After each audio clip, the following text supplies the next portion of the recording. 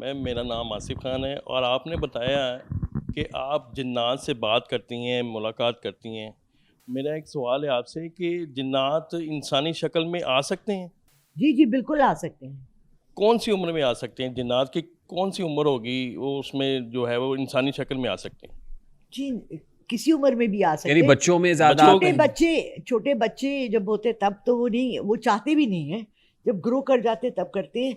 देखिए इनमें मैं आपको बताऊं, हमारा लिमिटेड नॉलेज है। जिन्नात में किस्में भी हैं, जिन्नात में रिलीजन्स भी हैं, हाँ, है। जिन्नात में कबीले भी हैं, जिन्नात में अपने अहकामात भी हैं।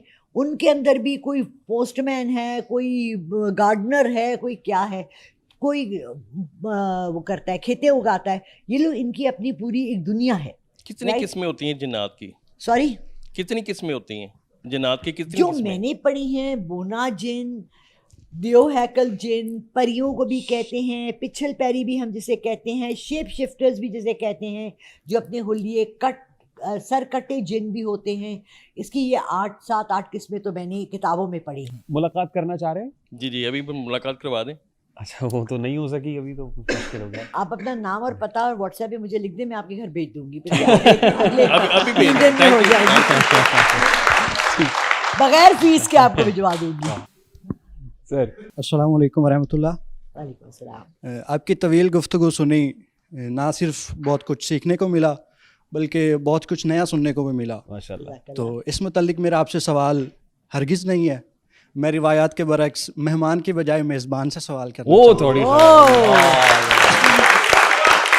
जी सर, जिस तरह अभी आपने उनसे गुफ्तगू की, आपने मुख्तलिफ़ आयात के हवाला जात दिए, आपने कुरान की बातें की और वो सारी, तो सेम इसी तरह मेहमान के मुतल्लिक भी मेहमान को अल्लाह ताला की रहमत करार दिया गया। बेशक। और हदीस है कि जो शख्स अल्लाह ताला पर ईमान रखता है और आखिरत पर ईमान रखता है, उस पर फ़र्ज़ है कि वो मेहमान की इज़्ज़त करे। बेशक। तो आपके मुतल्लिक सोशल मीडिया पे आजकल ये कुछ देखने को मिल रहा है कि जो आपके साथ नशिस्त रखता है उसका मतलब ये हरगिज़ नहीं होता कि आप सवाल जवाब करेंगे, बल्कि आप उसको बेइज्जत करेंगे।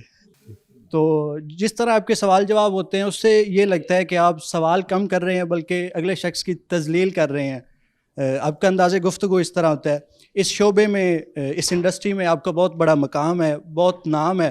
तो मेरा नहीं ख्याल कि आपके ये शान शान है कि अगर कोई... अब आप जजमेंट दे रहे हैं, सवाल खत्म हो गया? नहीं, आगे मेरा सवाल ही है कि आपके साथ किसी शख्स की नशिस्त हुई, यकीनन वो एक अजीब इंसान, जाहिल इंसान था, तो वो आपने बड़ा अपना लेवल गिरा के उनसे गुफ्तगू की थी। और इसके अलावा भी मैंने आपकी मुख्तलिफ पॉडकास्ट देखी हैं, आपका जो अंदाज़ होता है वो बड़ा सख्त होता है। आपको नहीं लगता कि आपको अपना अंदाज़ थोड़ा नरम करना चाहिए, एक मेहमान का जो मकाम व मर्तबा होता है उसका भी ख्याल करके? क्योंकि सोशल मीडिया पे आजकल ये आप पे बहुत ज़्यादा तनकीद हो रही है। अगर खिलाफ हैं होने तो जान थोड़ी है, ये सब धुआं है, कोई आसमान थोड़ी है। सवाल हो गया? नहीं, इसके मुतालिक मुझे लगता है... तकरीर तो ना करो, सवाल करो ना भाई। नहीं, सवाल मेरा ये है कि इसके मुतालिक पस मंज़र में आपने कुछ सोचा होगा कि शायद आप यूनिकनेस शो कर रहे हैं या कोई ना कोई कुछ ना कुछ आपका कुछ आपकी कोई इस मुतालिक क्या सोच है, मतलब क्या सोच के आप इस तरह के सवाल... मुझे इजाजत है कि मैं जवाब दे सकूं? आपके सवाल का पहले मैं जवाब दूं। हाँ बिल्कुल, मेरी मेहमान से सुने पहले। मैं आपको बताऊं, सबको आज के मुझे धोखे से बुलाया गया, मुझे नहीं बताया कि मेरा रेहान तारिक के साथ अच्छा। 2 महीने पहले मैंने अपना YouTube चैनल, जो लड़का चलाता है उसका नाम भी रेहान है, मैंने उसे कहा रेहान तारिक को कांटेक्ट करो। जब इसने पतलू का किया था, इसने जो पतलू की पतलून उतारी थी मुझे अच्छी लगी थी। मैंने कहा मैं इसके साथ पॉडकास्ट करती हूँ बिकॉज मैं झूठी नहीं हूँ, ठीक है। अपने पे इत्तेकाद, ईमान अपनी ज़ात पे भी होना चाहिए इंसान को। मुझे कहने लगा मैम प्लीज़ ना करें, ये बहुत खरी खरी करता है और आपको इंसल्ट करेगा और ये। मैंने कहा मैं डरती नहीं हूँ, तुम नंबर निकालो। मुझे इनकी जो भी इनका हैंडल करती हैं, उन्होंने मुझे कॉल किया, उन्होंने कहा मेरे साथ पॉडकास्ट है। जब मैं यहाँ आई मेकअप रूम में, मुझे पता लगा कि मेरा रेहान तारिक के साथ इंटरव्यू है। यकीन माने, ना मेरी टांगें कांपी, ना मेरा जिस्म कांपा। मैं बहुत खुश हुई। मैं दिल से ये चाहती हूँ, खरा सच में इकरारुल हसन, रेहान तारिक जैसे खरे लोग जो कि वो राज खोलते हैं, वो किताब खोलते हैं जो हम सब बंद करके रखे हुए पीछे। हम उनको सवाल उठाना, हम लोगों को चाहते ही नहीं कि क्वेश्चन करें। अल्लाह ने कुरान में बार बार कहा है तुम अपना दिमाग क्यों नहीं इस्तेमाल करते, तुम ढूंढते क्यों नहीं हो, तुम तफ्तीश क्यों नहीं करते हो, तुम पता क्यों नहीं लगाते हो। आई am happy, I appreciate it. हाँ, लोग डरते हैं सच बोलते हुए। रेहान का थोड़ा सा सॉफ्टनेस है, लेकिन मेरे साथ अल्हम्दुलिल्लाह बहुत अच्छे रहे। लेकिन हमें इन लोगों की बहुत ज़रूरत है इस मुल्क में। ठीक है, thank you very much I am so honoured madam, बहुत बहुत शुक्रिया, थैंक यू। आपके पास वो मैसेज है जो उस बच्ची ने आपको किया था बुलाने के लिए? जी, मैं जी, सिर्फ अनिल- अपने लिए जी, अनिला जानना का चाह है रहा हूँ। मेरे पास। वो मुझे मैसेज दिखा सकती हैं आप?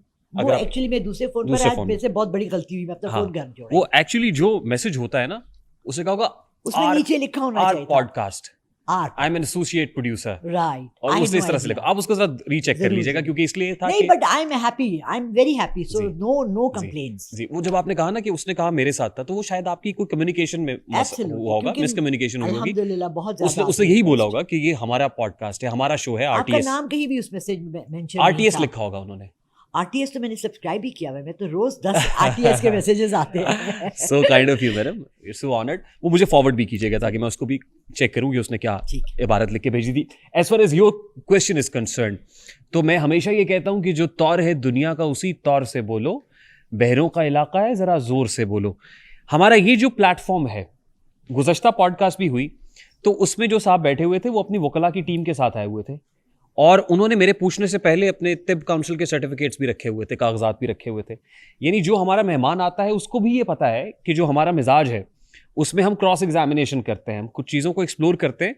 देखिए, हमें कासा लेसी की आदत नहीं है। हमारे यहाँ ये क्यों कंडेम या आप इससे घबरा क्यों रहे हैं, खाइफ क्यों हैं, या लोग इससे बात इसलिए कर रहे हैं? हार्ड टॉक करता है स्टीफन सेकर, एब्सोल्युटली, ठीक। I've been listening to him. I am very fond of Anderson Cooper. That- Anderson Cooper बहुत अच्छा काम कर रहा है। बिल्कुल। वहां पे वो लोग ये कर सकते हैं क्योंकि वहां पे वो कह लेते हैं, क्योंकि आगे से भी सह लेते हैं।